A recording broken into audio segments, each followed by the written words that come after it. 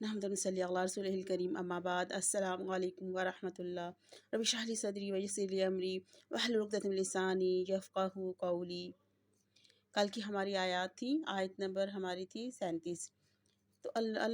تو آدم علیہ السلام نے اپنے رب سے کچھ کلمات سیکھ لیے، معافی کے کلمات، یہ مغفرت کا عشرہ ہے۔ تو اللہ سبحانہ تعالیٰ نے ان کو معاف کر دیا۔ انہ هو التواب الرحیم، بے شک اللہ سبحانہ تعالیٰ کی ذات تو بہت زیادہ معاف کرنے والی اور بار بار توبہ قبول کرنے والی ہے۔ حضرت آدم علیہ السلام نے جب حضرت آدم علیہ السلام اور بی بی اماں حوا علیہ السلام نے انہوں نے یہ اللہ سبحانہ تعالیٰ سے اپنے الفاظ میں معافی مانگی، ربنا ظلمنا انفسنا وان لم تغفر لنا وترحمنا لنکونن من الخاسرین،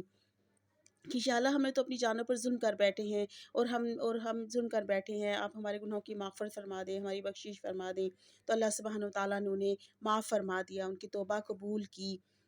قلنا اہبطوا، اللہ سبحانہ تعالیٰ نے کہا کہ تم یہاں سے اتر جاؤ، اے آدم اور اماں حوا آپ یہاں سے اتر جائیں، سارے کے سارے، جمیعاً سارے کے سارے، کون سارے کے سارے؟ وہ سارے کے سارے جو وعدہ الست کے تحت جو آپ حضرت آدم علیہ السلام کی پشت سے تمام بنی نوع انسانیت کو جو قیامت تک جنہوں نے آنا ہے ان کو پیدا کیا اور ایک جگہ اکٹھا کیا، ان کے وعدہ الست لیا کہ میں تمہارا رب ہوں، جب میں تمہیں تمہاری ہدایت کے لیے کوئی بھیجوں گا، تو کوئی نبی کوئی پیغمبر بھیجوں گا، تو تمہیں اس کی تعلیمات پر عمل کرنا ہوگا۔ تو انہیں اور حضرت آدم علیہ السلام کو سب کو زمین پر اتار دیا اور کہا کہ جب بھی تمہارے پاس میری طرف سے کوئی ہدایت آئے گی تو یہ وعدہ الست لیا اور تمہیں میری ہدایت کی پیروی کرنی ہوگی، تمہیں میری ہدایت کی، تو جب تم میری ہدایت کی پیروی کرو گے، میری دکھائی ہوئی راہ پر چلتے رہو گے تو تمہیں کوئی خوف نہیں ہوگا اور نہ ہی تم غمگین ہوگے۔ مگر وہ لوگ جنہوں نے کفر کیا اور انکار کیا اور اپنے اللہ سبحانہ تعالیٰ کی آیات کو جھٹلا دیا، تو یہی لوگ ساتھی ہیں، ساتھی ہیں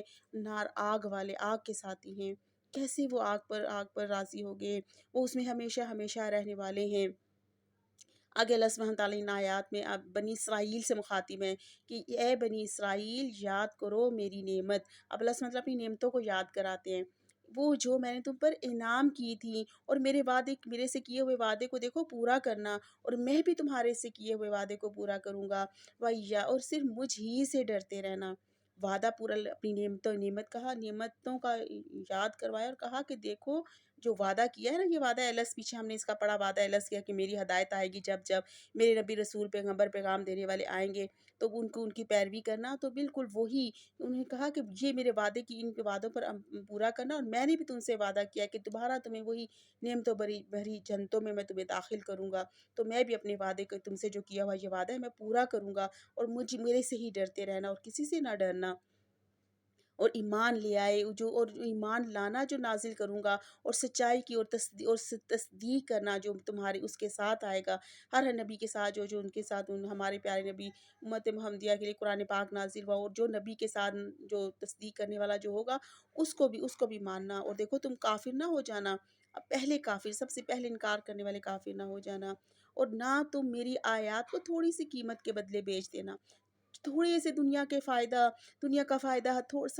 تھوڑی سی قیمت، دنیا کا تھوڑا سا فائدہ، دنیا کا حقیر سا فائدہ اور چھوڑ کر، اور دنیا وہ لے کر، اور میری آیات کو تم پیچھے کر دینا، یہ ہے اللہ سبحانہ تعالیٰ کی آیات کو بیچنا، اور دیکھو میرے سے ہی ڈرتے رہنا، میرے تقوی اختیار کر کے رکھنا، ڈر رکھنا، خوف رکھنا میرا۔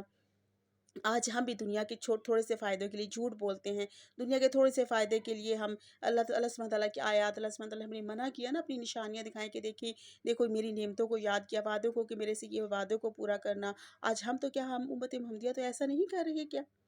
اور دیکھو ولا تلبسوا الحق، اور تم حق کو، سچ کو باطل کے ساتھ نہ ملا دینا، اور تم چھپانا نا، حق کو مت چھپانا، اور تمہیں علم ہے، جب اگر کسی بات کا علم ہو، کسی بات کو جانتے ہو تو اس بات کو چھپانا نا، حق بات کو ضرور بیان کرنا، حق بات کو ضرور بتانا۔